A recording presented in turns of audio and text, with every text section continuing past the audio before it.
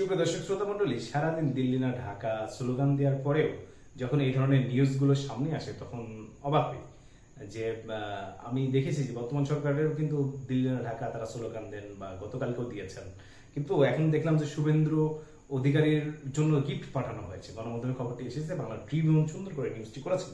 তারা বলছে শুভেন্দু অধিকারীর কাছে শুভেচ্ছা উপহার হিসেবে 500 কেজি আম পাঠিয়েছে বাংলাদেশ সরকার। পররাষ্ট্র মন্ত্রণালয়ের পক্ষ থেকে শুভেন্দু অধিকারী এবং ভারতের জন্য 500 কেজি আম পাঠানো হয়েছে।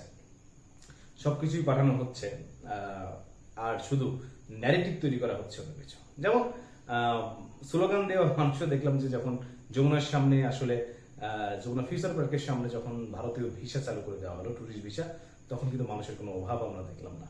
এটা হচ্ছে বাস্তবতা।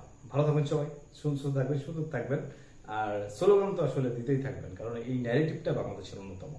দিল্লি না ঢাকা একটি ন্যারেটিভ তৈরি করতে পারলে আপনি রাজনীতিতে টিকে যাবেন। শুধু যদি রাজনীতি করতে চান, আপনি দিল্লির বা ভারতের বিপক্ষে দাঁড়ালে আপনি বাংলাদেশে মোটামুটি একটা হাইলাইটস পাবেন।